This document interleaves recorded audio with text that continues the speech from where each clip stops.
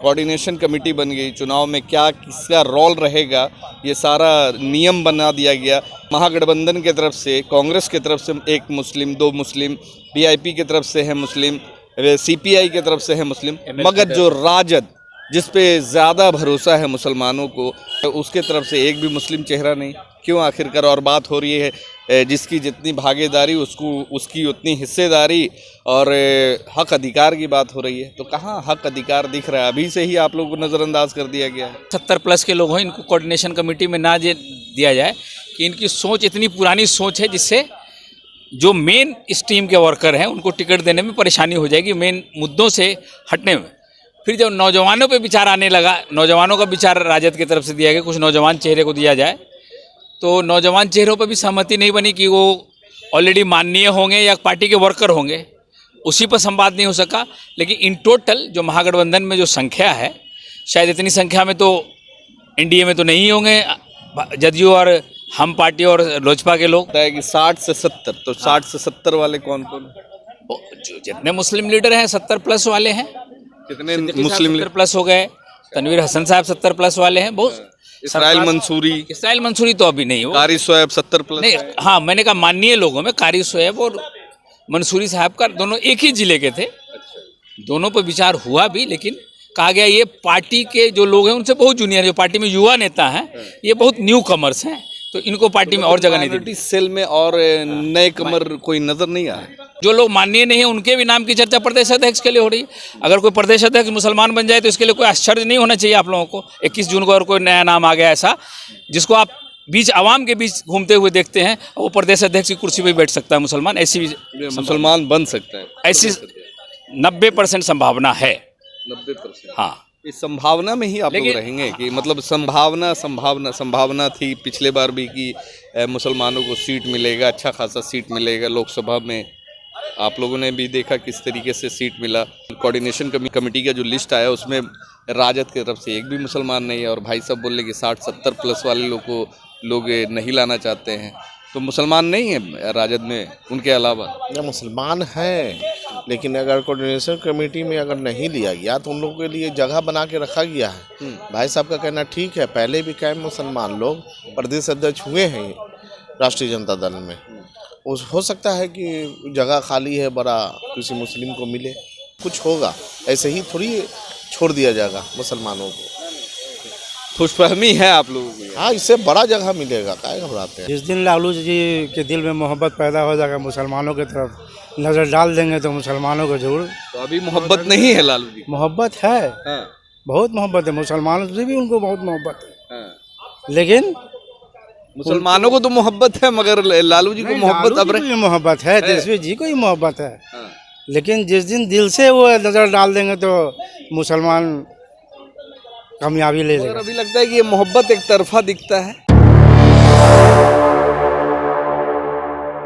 महागठबंधन की तरफ से कोऑर्डिनेशन कमेटी बना दिया गया है जिसमें आने वाले चुनाव में कौन क्या करेगा, किसका क्या रोल रहेगा, वो सारी चीज़ें उसमें शामिल की गई है। मगर उस पूरे कोऑर्डिनेशन कमेटी में राजद की तरफ से, अगर राजद की बात करें तो राजद की तरफ से एक भी मुसलमान जो चेहरा है उसमें शामिल नहीं किया गया है। हाँ, भले ही कांग्रेस की तरफ से, CPIML की तरफ से, वीआईपी की तरफ से कुछ मुस्लिम, यानी मिला जुला करके 4-5 लोगों को उस कोऑर्डिनेशन कमेटी में शामिल किया गया है। हम इस मुद्दे पे बात करने के लिए हमारे साथ में राजद के माइनॉरिटी सेल के यहाँ पे कुछ मुस्लिम नेता हैं, कार्यकर्ता हैं, उनसे ही बात करेंगे। सर, कैसे देखते हैं कोऑर्डिनेशन कमेटी बन गई, चुनाव में क्या किसका रोल रहेगा ये सारा नियम बना दिया गया। महागठबंधन की तरफ से, कांग्रेस की तरफ से एक मुस्लिम, दो मुस्लिम, वीआईपी की तरफ से है मुस्लिम, CPI की तरफ से है मुस्लिम, मगर जो राजद जिस पे ज़्यादा भरोसा है मुसलमानों को, उसके तरफ से एक भी मुस्लिम चेहरा नहीं। क्यों आखिरकार? और बात हो रही है जिसकी जितनी भागीदारी उसकी उतनी हिस्सेदारी और हक अधिकार की बात हो रही है। तो कहाँ हक अधिकार दिख रहा है? अभी से ही आप लोगों को नज़रअंदाज कर दिया गया है। मुसलमानों में जो चेहरे शामिल किए जा सकते थे उनको कुछ लोगों, दूसरे ग्रुप के जो मुसलमानों में ही हैं कि ये लोग टायर्ड और रिटायर्ड हो चुके हैं, 70+ के लोग हैं, इनको कोऑर्डिनेशन कमेटी में ना दिया जाए कि इनकी सोच इतनी पुरानी सोच है जिससे जो मेन स्ट्रीम के वर्कर हैं उनको टिकट देने में परेशानी हो जाएगी, मेन मुद्दों से हटने में। फिर जब नौजवानों पे विचार आने लगा, नौजवानों का विचार राजद की तरफ से दिया गया, कुछ नौजवान चेहरे को दिया जाए, तो नौजवान चेहरों पर भी सहमति नहीं बनी कि वो ऑलरेडी माननीय होंगे या पार्टी के वर्कर होंगे, उसी पर संवाद नहीं हो सका। लेकिन इन टोटल जो महागठबंधन में जो संख्या है, शायद इतनी संख्या में तो एनडीए में तो नहीं होंगे जदयू और हम पार्टी और लोजपा के लोग। उनका तो कोई नोटिफिकेशन आया नहीं, महागठबंधन का पहले आ गया। हाँ, महागठबंधन इतने लोग, वो लोग शरीक करा लें तो आपने बताया कि 60 से 70, तो 60 से 70 वाले कौन कौन? जो जितने मुस्लिम लीडर हैं 70 प्लस वाले हैं। कितने मुस्लिम 70 प्लस हो गए। तनवीर हसन साहब 70 प्लस वाले हैं। बहुत इसराइल मंसूरी तो अभी नहीं हो। कारी शोएब 70 प्लस नहीं, हाँ, मैंने कहा माननीय लोगों में कारी शोएब और मंसूरी साहब का दोनों एक ही जिले के थे। दोनों पर विचार हुआ भी, लेकिन कहा गया ये पार्टी के जो लोग हैं उनसे बहुत जूनियर, जो पार्टी में युवा नेता हैं, ये बहुत न्यू कमर्स हैं, तो इनको पार्टी में और जगह नहीं दी। सेल में और नए कमर कोई नजर नहीं आ रहा। इनकी स्टैंडिंग, मंसूरी साहब की स्टैंडिंग थी 6-7 साल, कारी शोएब की स्टैंडिंग 8 से 10 साल। अभी उनसे भी नौजवान 25-30 साल से लोग बैठे हैं, जो लालू यादव जी खुद जानते हैं और खुद चाहते हैं कि वो लोग पार्टी में बड़ी जिम्मेदारी लें। कुछ लोगों, जो लोग माननीय नहीं है, उनके भी नाम की चर्चा प्रदेश अध्यक्ष के लिए हो रही है।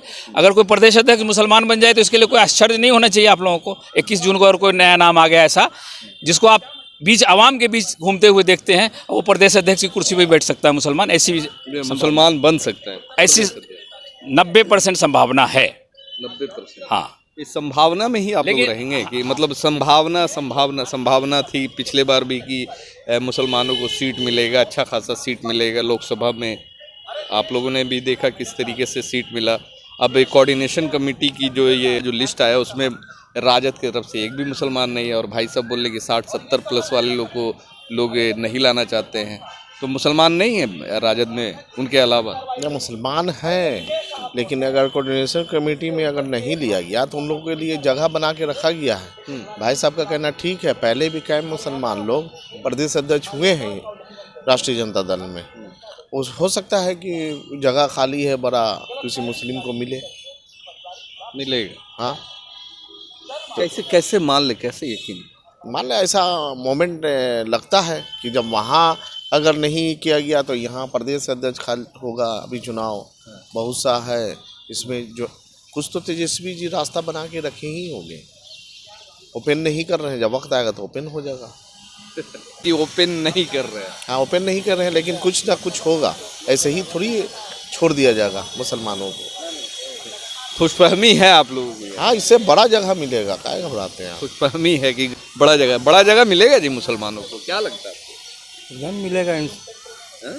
जिस दिन लालू जी के दिल में मोहब्बत पैदा हो जाएगा मुसलमानों की तरफ नज़र डाल देंगे तो मुसलमानों को जरूर। तो अभी मोहब्बत नहीं है लालू जी? मोहब्बत है, हाँ। बहुत मोहब्बत है मुसलमानों से भी, उनको बहुत मोहब्बत है। हाँ। लेकिन मुसलमानों को तो मोहब्बत है, मगर लालू जी को मोहब्बत अब मोहब्बत है, तेजस्वी जी को ही मोहब्बत है। हाँ। लेकिन जिस दिन दिल से वो नज़र डाल देंगे तो मुसलमान कामयाबी ले लेगा। अभी लगता है कि ये मोहब्बत एक तरफा दिखता है। नहीं, ऐसा बात नहीं है, कोई एक तरफा नहीं है। ये मौका जो आप इस 90 से पहले का आपने बिहार नहीं देखा है। अभी भी लोगों से मेरी बात होती है कि 90 से पहले शायद मुसलमानों का दाढ़ी टोपी रख के ट्रेन में चलना, बस में चलना, उनको सहमे हुए रहते थे, उनको अंदर डर नहीं रहता, वो सहम जाते थे कि किस जंक्शन पर हमारी हत्या हो जाए, एक भीड़ आके हमें मार डाले कि तुम मुसलमान हो, तुमको हिंदुस्तान में रहने का हक नहीं, तुम पाकिस्तान जाओ, तुमको एक मुल्क दे दिया गया पाकिस्तान। अब डर भय खत्म हो? अब डर भय खत्म नहीं हुआ, ये कहाँ कह रहा डर भय खत्म हुआ, लेकिन उस तरह की जो भावनाएं थी लोगों के दिल में, एक डर का माहौल था और लोग डराने की जो कोशिश कर रहे थे। 90 के दंगों, जिधर जाइए उधर 150 लोग। लगता है कि उस वक्त से ज़्यादा लोग अभी डरे हुए हैं। अभी के मुसलमान लोग सफ़र करने में दाढ़ी टोपी रख करके सफ़र करने में डरते हैं, क्या है? गलत बोल रहे हैं? नहीं, उस ज़माने में दिल में डर था, और अभी सिर्फ मोबाइल और फेसबुक और सोशल मीडिया में डर है। दिल में डर नहीं है। लोग कानून का पालन करने वाले अब हो गए। आज से 25-30 साल पहले कानून की न लोगों को जानकारी थी इतनी, कोई किसी को मार देता था, कोई, और पुलिस भी जहां मुसलमानों का मामला होता था वहां लीप देती थी उस मामले को। एक दंगा भागलपुर में हुआ जो लालू प्रसाद यादव जी के आने से, हुकूमत आने से 5 महीना पहले का दंगा। थोड़ी ना वो दंगा फसाद जो डर भय की बात खत्म करिए, अभी राजद की बात कीजिए। क्या लगता है कि जब मान के चलिए कि कोऑर्डिनेशन कमेटी में जगह नहीं मिला, तो आने वाले 2025 के चुनाव में मुसलमानों की जो बात हो रही है कि राजद की तरफ से कम मिनिमम से भी मिनिमम कम से कम 40 सीट मिलना चाहिए मुसलमानों को, तो लग रहा है कि देगा। राजद से मिलना चाहिए, तो हमारे राजद राजद से। दूसरी पार्टियां नहीं है क्या, वो नहीं देंगी? अच्छा मान के चलिए, सीपीआई है, सीपीआई एमएल है।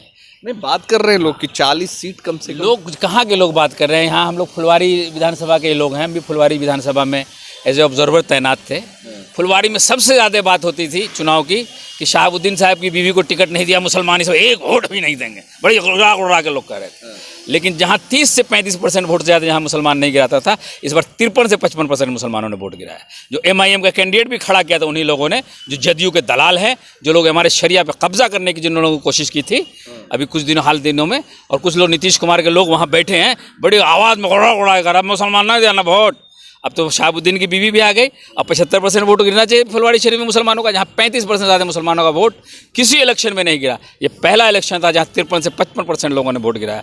तो कुछ एक तबका है जो कहीं बैठ के कभी रहमानिया होटल में बैठा करता था, कभी फुलवारी के इर्द गिर्द बैठता है, जो हमेशा कहीं ना कहीं लालू प्रसाद यादव जी से उनका कोई ज़ाती होगा, दुश्मनी होगी, वो ऐसी ऐसी बात गढ़ के बोलते हैं जो कभी लगता है वो एमआईएम की भाषा बोल रहे हैं, कभी लगता है वो हमारे पीके महाराज की भाषा बोल रहे हैं, कभी लगता है वो नीतीश कुमार जी की भाषा बोल रहे हैं, और कभी कभी तो इतना एग्रेसिव हो जाता लगता है नरेंद्र मोदी उनके रूह में समा गए हैं, नरेंद्र मोदी की भाषा बोल रहे हैं। 10-20 लोग इस तरह के सब्जी बाग से लेके फुलवारी तक पाए जाते हैं। बाकी बिहार में कहीं मुसलमानों में लालू प्रसाद यादव जी और तेजस्वी प्रसाद यादव जी के लिए कोई भी।